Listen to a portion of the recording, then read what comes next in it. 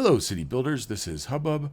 Welcome back to Nouveau Springs on the Azure Gulf map in the Sunset Harbor DLC. So Friday night, I did a live stream. I've been trying to do live streams every Friday night. This Friday evening, I was working in the zoo area. I was trying to create a more cohesive look that would connect these two institutions together, the university and the zoo. When I went to Rice in Houston, 30 years ago, the zoo was across the street. I don't think it was integrated in this way, but certainly the Texas Medical Center was across the street as well. But from a design perspective, I want to try to create integrated, aesthetically pleasing urban settings, even though I'm not myself an urban planner. And so Friday I was working on trying to make a more integrated view. I think this came out pretty well. Since Friday I came back in, I did made a couple other additions. This is fiscally not sound. It's kind of financially a waste. It's only $16 a week, but it occurred to me that I could use the side gates to extend that connectivity through those paths. So literally now you almost have full sight from top to bottom to top across these paths. Not quite, because there's some trees that block the view, but with the gates there, it just kind of, I think, accentuates the connectivity between these two settings. And also, what's really cool here, too, I wasn't sure if I was creating a line of sight or not, but if you're up on the top of the dome of the university, you actually can see all the way down to the reptile house. So it's turned out as well as I thought it could, maybe a little better. But obviously, I'm not objective, so we'll leave that there. The other piece that I was working on was the commercial zone down here, and I thought it was finished. And here's what's kind of fascinating, because in this, I had placed the Strict Toaster Cafe and the sign calling out Flux. Now, fresh popcorn's on this sign as well. The three of them did a international airport together several years ago. But Flux and Strict Toaster were very influential for me when I first discovered this game. I've watched I haven't watched all of Strict Toaster's second Night Owl video series, but I've seen all of his Cedar Valley series, and for me that series was almost a revelation, you could say, because he does such a great job of integrating the functionality with the aesthetic design element and the way he approaches his city building. Flux was just cool. I don't know how many city planners would watch Flux and say, oh wow, that's a great idea, but he just sees his designs in his head, I think, before he builds them. I don't even know if he draws, but if you watch Fluxburg, and especially Rhinestone Island, I wonder sometimes if Cities Skylines is paying him royalties, because he invented park life before there was a park life. He invented University DLC before there was a University DLC in his videos, if you watch them. But that leads me to the topic of today's entry, which is another shall we say, YouTube creator that I've been following is Biffa. He's really awesome. I love his humor, and he does a great job, I think, in his design work. And then most recently is City Planner Plays, who is a city planner, and he plans his cities as if he was developing them in real life. And so, I was thinking about this here, including Strict Toaster and Flux Trance, as like an homage, shout out to those two. And I started thinking about other creators that I follow that have influenced me. And all of a sudden I started looking at this quite a bit differently. And I realized, well, for crying out loud, if you are Lowe's, Kroger, or Target, you are not entirely happy with the layout of this shopping center. So I have some work to do, because it started with, I had these pencil pines lined up along this street in front of the Target. And I thought, well, Target, if I'm listening to CPP and following him, Target's not going to be happy with that line of pencil pines blocking their sign. And then I thought, well, why do I have them all the way in back to begin with? They should be right up front next door to Lowe's. And along the same lines, why do I have Kroger all the way in back to begin with? You're driving by this, and you see a line of trees and a parking garage.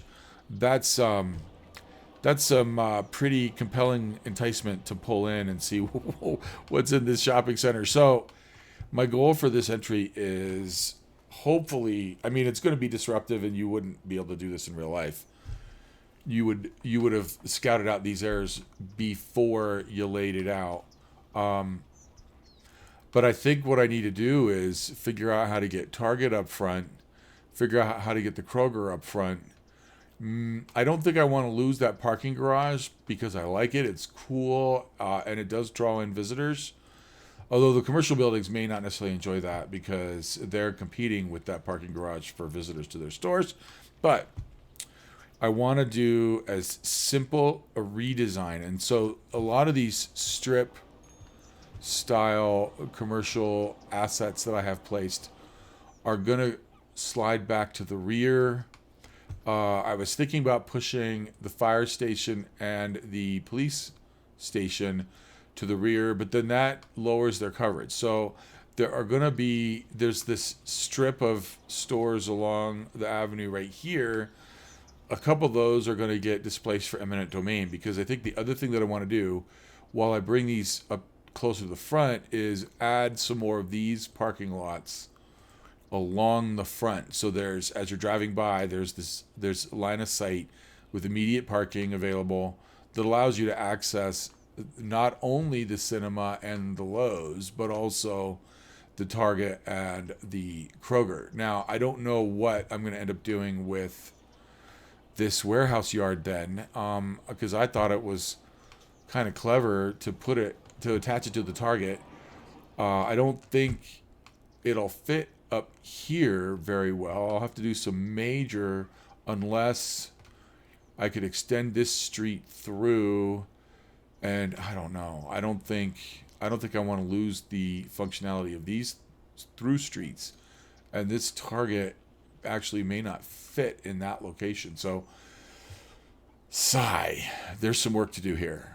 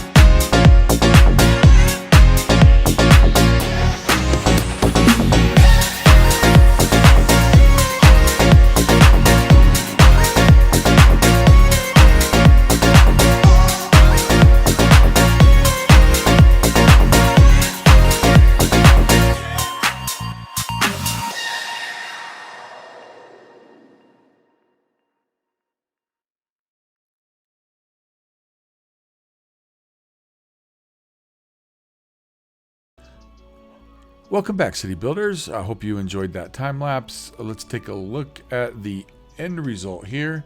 I think this is definitely an improvement over what I had previously, but I've been able to hang on to some of the elements of this shopping center that I think made it appealing or that I enjoyed to begin with.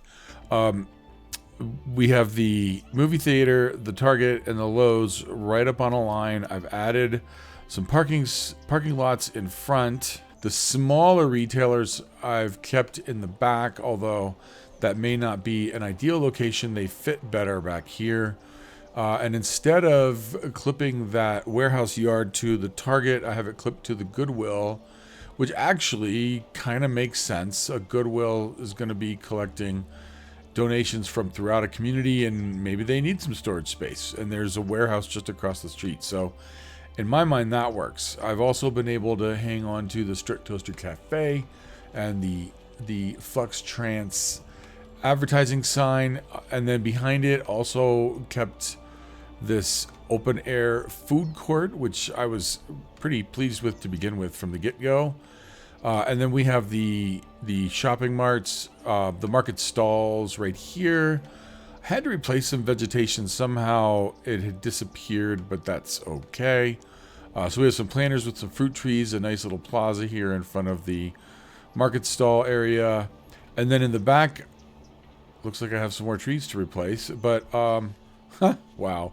In the back, though, we have the medical clinic right here, which, if you think about it, actually kind of makes sense in a shopping center like of this nature.